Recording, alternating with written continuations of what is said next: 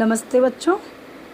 आज हम पढ़ेंगे फ्रांस के संविधान की विशेषताएं या फिर फ्रांस के संविधान के सामाजिक और आर्थिक आधार।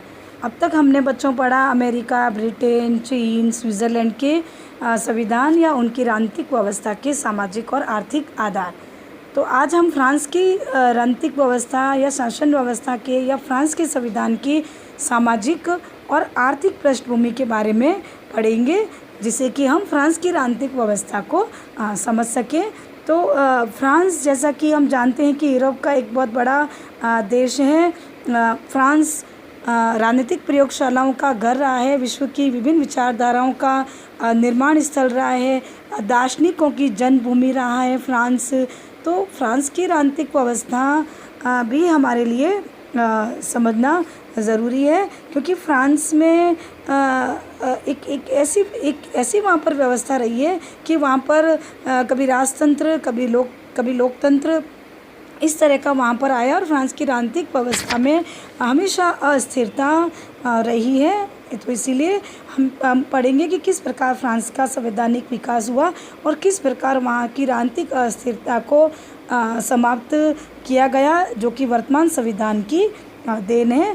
तो वर्तमान संविधान में जो फ्रांस की व्यवस्था है वो न तो अमेरिकी ढंग की अध्यक्षात्मक व्यवस्था है, या न तो अमेरिकी ढंग का अध्यक्षात्मक संविधान है, न वो ब्रिटिश तरीके का संसदात्मक संविधान है, वरन ये दोनों का मिश्रण है।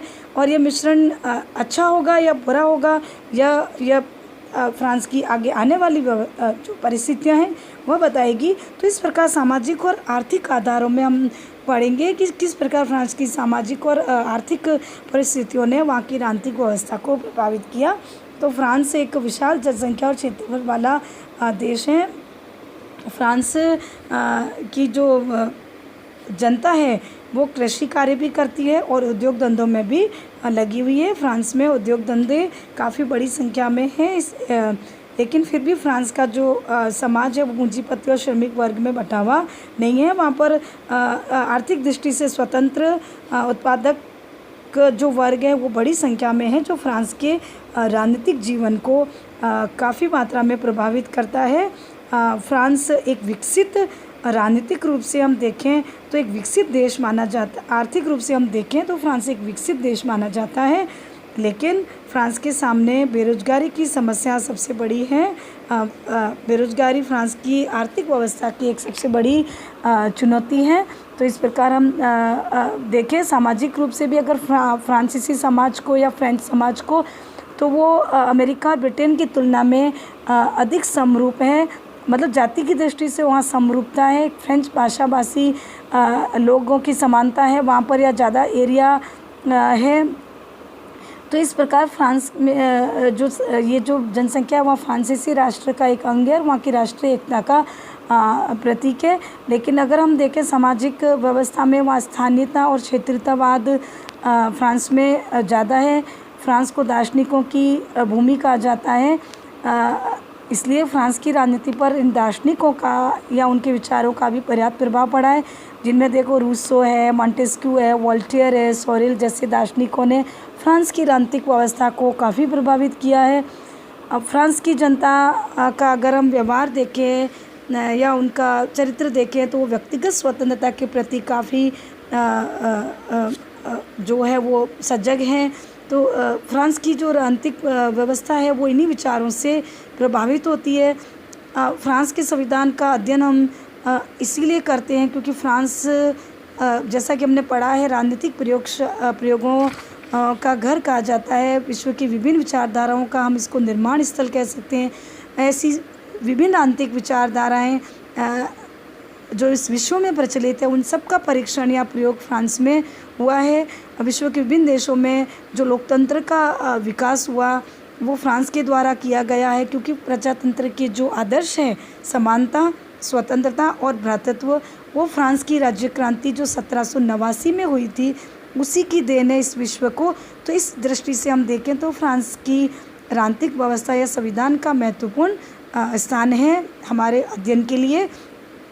तो फ्रांस की शासन व्यवस्था इसलिए भी हमारे लिए महत्वपूर्ण है उसका अध्ययन कि फ्रांस यूरोप का एक बहुत बड़ा देश है और एक प्रतिनिधि देश हम कह सकते हैं यूरोपीय व्यवस्था का उसको, जो कि यूरोपीय सभ्यता का प्रतिनिधित्व करता है।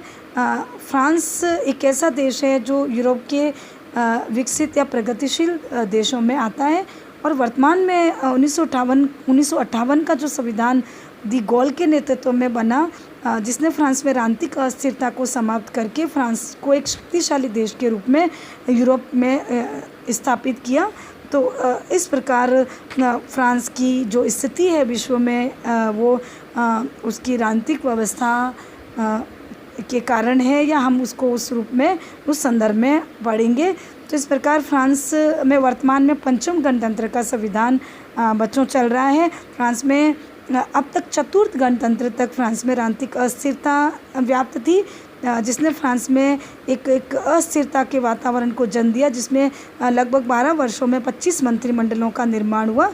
तो इस राजनीतिक अस्थिरता कारण फ्रांस एक निष्क्रिय रुग्ण देश बन गया। इसी अस्थिरता को दूर करने के लिए 1958 में फ्रांस में दी गॉल के नेतृत्व में एक संविधान बनाया गया, जिसको पंचम गणतंत्र का संविधान कहा जाता है। तो हमारे लिए इसका महत्व इसलिए इस संविधान के अध्ययन का, क्योंकि हमने देखा कि किस प्रकार फ्रांस में राजनीतिक अस्थिरता को समाप्त किया गया। नए संविधान में जो व्यवस्थाएं अपनाई गई है उसमें न पूर्ण रूप से संसदीय व्यवस्था को अपनाया गया, न पूर्ण रूप से अध्यक्षात्मक व्यवस्था को अपनाया गया, बल्कि एक ऐसी व्यवस्था को अपनाया गया है जो राजनीतिक अस्थिरता का एक उपचार है। तो इस प्रकार हम देखें तो फ्रांस की ये व्यवस्था हमारे लिए एक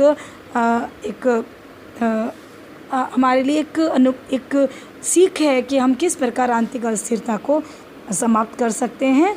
तो फ्रांस का जो संवैधानिक विकास है या फ्रांस की जो स्थिति है वो किस प्रकार फ्रांस का विकास हुआ, किस प्रकार वहाँ की सामाजिक और आर्थिक परिस्थितियों ने फ्रांस में संविधान का विकास किया। तो फ्रांस का संवैधानिक विकास जो है वो वहाँ की महान क्रांति से हम मान सकते हैं। उसकी शुरुआत 1789 में जो फ्रांस में जो महान क्रांति हुई वो फ्रांस की राजनीति की एक कुंजी कहा जा सकता है उसे। फ्रांस में 1789 क्रांति से पहले बूर्बो वंश के राजाओं का निरंकुश और अत्याचारी शासन था, जिसमें राजा यह कहा करते थे कि मैं ही ईश्वर हूँ, मैं ही राज्य हूँ। तो जनता जो है उन देवी अधिकार के जो सिद्धांत था राजाओं का, उससे जनता काफ़ी पीड़ित थी और जनता में उसके विरुद्ध असंतोष उत्पन्न हुआ और वहाँ की जनता ने 1789 में उस भ्रष्टाचारी निरंकुश और अत्याचारी शासन के विरुद्ध भीषण क्रांति की। और इस प्रकार हम देखें तो आधुनिक फ्रांस की राजनीति का जो प्रारंभ है वो यहीं से होता है। फ्रांस की राज्य क्रांति न केवल राजनीतिक वरन फ्रांस की समस्त व्यवस्था को, सामाजिक आर्थिक व्यवस्था को परिवर्तित कर दिया।